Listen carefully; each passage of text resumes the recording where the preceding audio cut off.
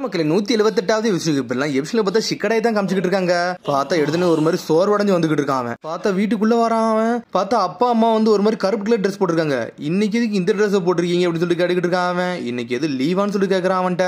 டேய் உன்ட்ட எத்தனை தடவை சொல்ல இந்த விஷயத்த மறக்காதான்னு சொல்லிட்டு நீ இன்னைக்கு மறந்துட்டியான்னு சொல்லிட்டு டெமாரி கேட்டுக்கிட்டு இருக்கா. என்ன சொல்றீங்க, நான் என்னதை மறந்தான்னு சொல்லி கேட்டுக்கிட்டு இருக்கான் அவன். டேய் 4th கிரேட் நிஞ்சா வரல, இன்னைக்கு நிறைய பேர் இறந்தாங்கல்ல, அவங்களுக்கு இன்னைக்கு தாண்டா அஞ்சலி செலுத்துற நாளும் சொல்றான் அவன். மாமா நான் மறந்துட்டமான்னு சொல்லிட்டு இருக்கான். டேய் இன்னைக்கு இறந்த எல்லாத்துக்கும் வந்து நம்ம மரியாதை செலுத்தணும், சீக்கிரம் கிளம்புன்னு சொல்றான் ஷிகமாரு. ஹிடன் லீஃப் வில்லேஜ் அப்படின்னு சொல்ல ஆரம்பிச்சா ஷிகமாரு. இல்லடா 5 கிரேட் நேஷனுக்குமே இன்னைக்கு ஒரு இம்பார்ட்டன்டான நாள்னு சொல்லிட்டு இருக்காங்க. அதுக்கப்புறம் பார்த்தா லேடி சுனடே தான் காட்டுறாங்க. பார்த்தா அவ தான் வந்து பிரீஃபா எல்லாத்தையும் எக்ஸ்பிளைன் பண்ணிக்கிட்டு இருக்கா. அதுக்கப்புறம் பார்த்தா லேடி சுனடே தான் காட்டுறாங்க. பார்த்தா அவ தான் இதுல பேசிக்கிட்டு இருக்கா. பார்த்தா ஊர்ல இருக்க எல்லா மக்களும் அப்படியே அசம்பிள் ஆகி அங்கதான் நின்னுட்டு இருக்காங்க. எதுக்கு நம்ம எல்லாரும் ஒண்ணு கூடி இருக்கோம்னா 4th கிரேட் நிஞ்சா வார்ல வந்து இறந்தவங்களுக்காண்டி அஞ்சலி சீட்ல வந்திருக்கோம். இன்னைக்கு நீங்க வந்ததுக்கு ரொம்ப நன்றின்னு சொல்றாவா. இதெல்லாம் நடந்த சில வருஷங்கள் ஆயிருச்சு, ஆனா கண்ணை மூடி திறந்தா எனக்கு எல்லாமே இப்ப நடந்த மாதிரி தான் இருக்குன்னு சொல்லிட்டு இருக்காவா. ஏகப்பட்ட மக்கள் நம்மளோட ஃப்ரெண்ட்ஸ் நம்ம ஷினோபி எல்லாருமே வந்து இந்த உலகத்தை காப்பாத்துறதுக்காண்டி தாண்டா இறந்தாங்க. நம்மளுக்கு இன்னைக்கு ஒரு அமைதி நிலவி இருக்குன்னு அதுக்கு அவங்க இறந்ததுதான் காரணம்னு சொல்லிட்டு இருக்காவா. அவனோட சாக்ரிஃபைஸ் வந்து நம்மளுக்கு ஒரு பெரிய வெற்றியை கொடுத்துக்கிட்டு இருக்குன்னு சொல்லிட்டு இருக்கா. சடனா பார்த்தா ஷிகமர் அப்படி வானத்தையே பார்த்துக்கிட்டு இருக்கான். ஏன்னா இன்னைக்கு தான் அவ அப்பாவும் இறந்திருப்பாரு. இந்த புது ஜென்ரேஷன் வந்து வாரணம் உங்களுக்கு என்னன்னு தெரியாமலே இருக்கும். ஆனா பழைய ஜென்ரேஷன்ல உள்ளவங்களுக்கு நியூ ஜென்ரேஷன் உள்ளவங்களுக்கு எல்லாத்தையும் சொல்லி கொடுங்க, அவங்களும் சில கஷ்டத்தங்களை வந்து சில காலம் கழிச்சு நேரிட வரும்னு சொல்லிட்டு இருக்காவா. அதுக்கப்புறம் பார்த்தா அதெல்லாம் முடிஞ்சிருச்சு. அடுத்த சீனை காட்டுறாங்க. பார்த்தா அவுதான் வந்துகிட்டு இருக்காரு. ரொம்ப வித்தியாசமா இருக்காரு. பார்த்தா அவர் கண்ணுல கொஞ்சம் டிஃபரெண்டா இருக்கு. பார்த்தா நருட்டோ ஷிப்புடன்ல வந்து அவர் வந்து பியாக்குன்னு வச்சிருப்பாரு ஒரு கண்ணுல. பார்த்தா ஹாஸ்பிட்டலுக்கு வந்து நின்று இருக்காரு. உங்களுக்கு என்ன வேணும்னு சொல்லி ரிசப்ஷனிஸ்ட் கேட்காம உடனே அவர் சொல்றாரு, நான் டாக்டர் கட்டாட்ஸ்கியை பார்க்க வந்திருக்கேன், என்னோட ஆம் வந்து கொஞ்சம் மெயின்டெனன்ஸ் பார்க்க வேலை இருக்கு, அதுக்காண்டி வந்திருக்குன்னு சொல்றாரு. அப்படியே சார் கொஞ்சம் வெயிட் பண்ணுங்க சார், நான் சீக்கிரம் பாக்குறேன்னு சொல்லிட்டு வேகமா பாத்துக்கிட்டு இருக்காங்க. சார் இன்னைக்கு அவர் வரல, கொஞ்சம் வெளியே இருக்காருன்னு சொல்றான். பட் அப்பாயின்மெண்ட் கேட்காம வந்தது ஏன் தப்பு தான். சரி ஒன்னும் பிரச்சனை இல்லைன்னு சொல்லிட்டு அவன் அங்க இருந்து கிளம்புறாரு. ஆனா பார்த்தா அவர் கை அப்படியே ஸ்டீல்ல இருக்க மாதிரி இருக்கு. பார்த்தா பிராஸ்தட்டிக் ஆமாது. பார்த்தா முகின் அவரை பார்த்துட்டு அப்படியே அங்க இருந்து நடந்து போய்கிட்டு இருக்கான். ரெகுலர் ரிப்போர்ட் வாங்க வந்திருக்கேன் கூடுன்னு சொல்றான் முகினோ. அது மாதிரி யார் அவர் எதுக்கு வந்தாருன்னு சொல்லி கேட்கறான். அவர் யாருன்னு என்னன்னு தெரியல, ஆனா அவர் டாக்டர் கட்டாட்ஸ்கியை பார்க்க வந்திருக்காருன்னு சொல்லிட்டு இருக்கான். உடனே பார்த்தா முகினா வந்து ஸ்ட்ரெயிட் அவுட்ட பேச போறான். எக்ஸ்கியூஸ் மீ சொல்லிட்டு பேச ஆரம்பிக்காம. அதுக்கப்புறம் பார்த்தா திரும்பி லேடிஸோட தான் காட்டுறாங்க. பார்த்தா இன்னும் பேசிக்கிட்டு தான் இருக்கா. மாதரா உச்சியாங்கிறது பெரிய எதிரி நம்ம சந்திச்சோம். 5 கிரேட் நேஷன் சேர்ந்து சண்டை போட்டோம். லீஃப் சாண்ட் மிஸ்ட் கிளவுட் எல்லா ஊரும் சேர்ந்து சண்டை போட்டோம்னு சொல்றாவா. நம்ம மட்டும் சண்டை போடாம சாமுராய்ஸ் நம்மளுக்கு உதவணும்னு சொல்லிட்டு இருக்காவா. அந்த வெற்றி நாங்க சந்திக்க கண்டி 5 கிரேட் நேஷன் சேர்ந்தோம், அது மாதிரி சின்ன நேஷன்களுக்கு நிறைய பேர் உதவி பண்ணாங்கன்னு சொல்லிட்டு இருக்காவா. பார்த்தா ஹினாட்டா ஒரு பக்கம் நெஜியோட போட்டோ வச்சு நின்னுகிட்டு இருக்கா. இறந்ததுக்கு நிரந்தர அஞ்சலி செலுத்த தான் இங்க வந்திருக்கோம்னு சொல்லிட்டு இருக்காவா. பார்த்தா ஆளாளுக்கு ஒவ்வொரு டீமா வந்து எல்லாத்துக்கும் வந்து அஞ்சலி செலுத்திட்டு அங்க இருந்து போய்கிட்டே இருக்காங்க. ஷிகமர் தனியா நின்னுகிட்டு இருக்கான். பார்த்தா ஈனோ வாரா. இங்க என்னடா நீ பண்ணிக்கிட்டு இருக்கன்னு சொல்லி கேட்டுக்கிட்டு இருக்காவா. ஈனோ அப்படின்னு சொல்லி சுகமா பேசுறான். என்னடா ஆச்சுன்னு சொல்லி அவ கேட்டுக்கிட்டு இருக்காவா. நாளை பத்தி தான் நான் யோசிச்சுக்கிட்டு இருக்கேன், ஆனா அந்த நாள் என் மனசை விட்டு போகவே மாட்டேங்குன்னு சொல்லிட்டு இருக்காங்க. நம்ம கடைசியா வாரல அங்க நின்னுகிட்டு இருக்கேன் இல்ல, உங்கப்போ எங்கப்பாவும் சேர்ந்து கடைசியா வந்து ஒரு டிரான்ஸ்மிஷன் ஒரு நிறைய விஷயம் பண்ணாங்க, அது உனக்கு ஞாபகம் இருக்கான்னு சொல்லி கேட்டுக்கிட்டு இருக்காங்க. ஆனா அந்த விஷயத்தை பத்தி சில நேரம் யோசிச்சுக்கிட்டு இருப்பான்னு சொல்லிட்டு இருக்காவா. அப்புறம் பார்த்தா பழைய விஷயத்தை காமிச்சிட்டு இருக்காங்க. பார்த்தா ஷிகமர் எல்லாத்தையும் சொல்லிக்கிட்டு இருக்கான். பார்த்தா ரைகாகேக்கு வந்து அவர் அட்வைசரா இருந்திருப்பாரு அப்பா. சுப்ரீம் கமாண்டர் அவரா தான் இருந்தாரு. ஈனோச்சி தான் வந்து இன்டெலிஜென்ட் கார்ப்ஸ்ல கேப்டனா இருந்தாரு. அந்த ஹெட் குவார்டர்ஸே அவர் தான் ஆண்டுகிட்டு இருந்தாருன்னு சொல்லிட்டு இருக்காங்க. கடைசி நேரத்துல வந்து டெய்ல்டு பீஸ்ட் பாம் வந்து ஹெட் குவார்டர்ஸ் நோக்கி ஒரு அட்டாக்க போட்டுருச்சு. அதுக்கப்புறம் எங்க அப்பா ஃபைனலா வந்து ஒரு கான்வர்சேஷன் பண்ணாரு, அதை இன்ன வரைக்கும் நான் மறக்க மாட்டேன்னு சொல்லிட்டு இருக்காங்க. அவரை மட்டும் அந்த ஸ்ட்ராட்டஜி கொடுக்கல, அந்த டென்டெல் நம்ம அந்த அளவுக்கு லாக் பண்ணிருக்க முடியாதுன்னு சொல்லிட்டு இருக்காங்க. பார்த்தா அந்த சமயத்துல ஷிகாக்கு வேற லெவலா பிளான போட்டு கொடுத்துருந்துருப்பாரு அவரு. அப்ப ஷிகமர் கேட்டிருப்பான், அந்த பிளான் ஒர்க் ஆகலன்னா என்னன்னு செய்யணும்னு சொல்லிட்டு கேட்டிருப்பான் அவன். உயிரோட தான் இருப்ப, நீ எல்லாத்தையும் டேக் ஓவர் பண்ணிக்கோன்னு சொல்லியிருப்பாரு அவரு. அதை கேட்டு அப்படி ஷாக் ஆயிருப்பான். ஈனோஜி சொல்லிருப்பாரு, ஹெச்கியும் கூடிய சீதுல முடிய போயிரும், நீ தான் இனிமேல் பாத்துக்கணும் ஈனோன்னு சொல்லிட்டு போயிருப்பாரு அவரு. இந்த சமயத்துல நம்ம 2 பேரும் அப்பா வந்து நம்ம கையில எல்லாத்தையும் கொடுத்துட்டு போனாங்க, நம்மளால அது வேண்டான்னு சொல்ல முடியாது, அதை நம்ம ஏத்துக்கிட்ட தருவாயில இருந்தோம்னு சொல்லிட்டு இருக்கான் ஷிகமரு. ஆனா அவங்க கடைசி தருவாயிலுமே ரொம்ப கூலா வந்து ஹேண்டில் பண்ணாங்க, அதுதான் அவங்க மாசம் சொல்லிட்டு இருக்காவா. என்ன சொல்ல வரன்னு சொல்லிட்டு ஷிகமர் கேட்டுக்கிட்டு இருக்கான். உண்மைதானடா, இறக்கும் போது அவங்க வந்து ரொம்ப கூலா இருந்தாங்கன்னு சொல்லிட்டு இருக்காவா.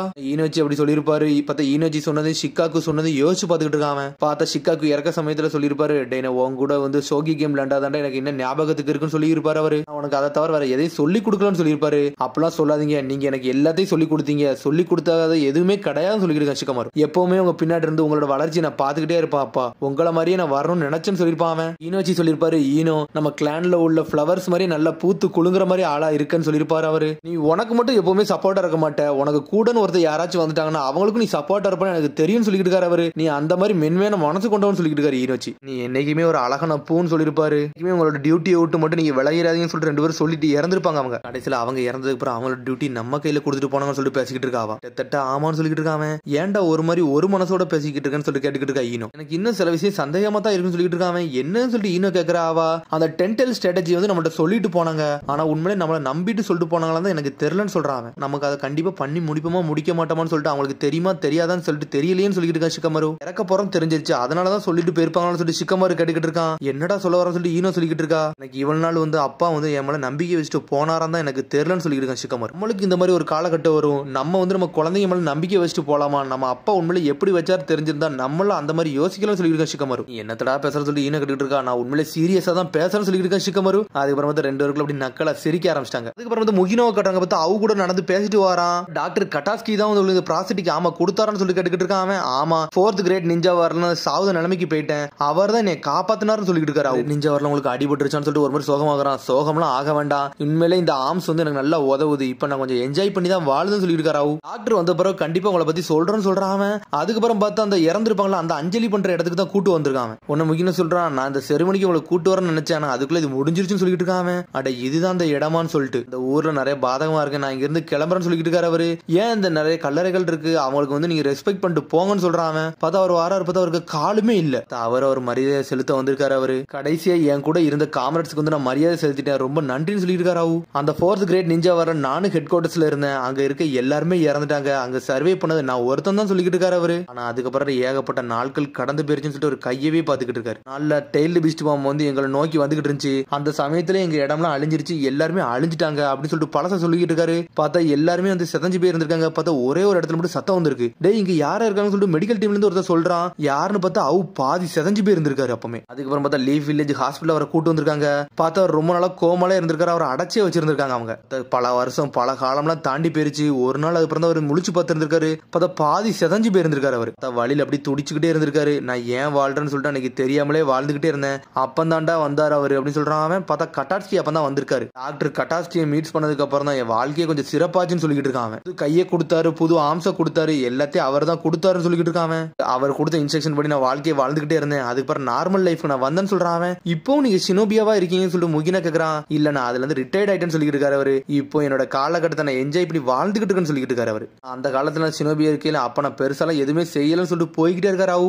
ஆனா அதுக்கப்புறம் அந்த கிரேட் வார்லாம் சில விஷயத்தை நான் புரிஞ்சுக்கிட்டேன்னு சொல்லிட்டு இருக்காரு அவரு. நான் என்னதான் ட்ரைனிங் எடுத்தாலும் என்னதான் நான் ஜுட்சு கத்துக்கிட்டு இருந்தாலும் சில விஷயத்தை நான் அச்சீவ் பண்ண வேண்டியது இருந்துச்சுன்னு சொல்லிட்டு இருக்காரு அவரு. விஷயம் இந்த உலகத்துல என்னதான் இருந்தாலும் அதெல்லாம் அழிக்க முடியாது நான் உணர்ந்தேன். அந்த இடத்துல நான் ஒண்ணு புரிஞ்சுக்கிட்டேன், என்னதான் இந்த உலகத்துல சில விஷயம் இருந்தாலும் அதெல்லாம் அழிக்க முடியாத இடத்துல இருக்கும், அதை நம்ம அழிக்க முடியாது எனக்கு தெரிஞ்சுக்கிட்டேன்னு சொல்றாரு அவர். சமயத்துல என்னால முடிஞ்ச அளவுக்கு நான் எல்லாத்தையும் கொடுத்தேன்னு சொல்லிட்டு இருக்காரு அவரு. சரி இப்போ என்னாச்சுன்னு சொல்லிட்டு முகினா கேட்டுக்கிட்டு இருக்கான். இப்ப நான் எதை பத்தி யோசிச்சுக்கிட்டு இருக்கோம்னா சில பேருக்கு நான் உதவியா இருக்கணும், ஆனா நான் ஷினோபியா இருக்க கூடாதுன்னு நினைச்சேன்னு சொல்லிட்டு இருக்காரு அவர். ஷினோபி வாழ்க்கை இல்லாம இன்னொரு வாழ்க்கை மூலியமா நீங்க சில பேருக்கு நல்ல விஷயம் பண்ண நினைக்கிறீங்க அப்படிதானே சொல்லிட்டு முகினா கேக்குறான். உடனே அவர் சொல்லிட்டு இருக்காரு, சில நேரம் நான் யோசிப்பேன் அவங்க எல்லாம் இறந்தாங்களா அவங்க கூட சேர்ந்து நானும் இறந்திருக்கான்னு நினைப்பேன்னு சொல்லிட்டு இருக்காரு அவரு. ஆனா அவங்கள பத்தி நான் இப்ப யோசிச்சு என் வாழ்க்கை போய்கிட்டே இருக்குன்னு சொல்லிட்டு இருக்கான். ஆனா இப்ப நான் உனக்கு தான் நன்றி சொல்லணும், இந்த இடத்துக்கு நீ கூட்டு வந்ததுக்கு சொல்லிட்டு இருக்கான் முகினாவை பார்த்து. நன்றின்னு சொல்றான். நான் ஒண்ணுமே பண்ண சொல்லிட்டு இருக்கேன் முகினா. மிஸ்டர் அவ்வுன்னு சொல்லிட்டு ஷிகமாரு வாரா. என்னது மிஸ்டர் அவ்வா நீங்களா அப்படின்னு சொல்லிட்டு மிரண்டா முகினா. 5th மிசிகாகையோட ரைட் ஹேண்ட் மேன்ல நீங்கன்னு சொல்லிட்டு இருக்கான். பார்த்து ரொம்ப நாளாச்சுன்னு சொல்லிட்டு இருக்கான் ஷிகமாரு. நீங்க இங்க வந்தனால எங்க அப்பா வந்து ரொம்ப சந்தோஷப்பட்டு இருப்பாருன்னு சொல்லிட்டு இருக்கா ஈனோ. ஒரு பக்கம் ஃப்ரெண்ட்ஸுக்கு வந்து நான் வந்து மரியாதை செலுத்துறதுக்கு நான் இப்பதான் வந்தேன், அது ஷிகாக்கு ஈனோச்சிக்குன்னு சொல்றாரு.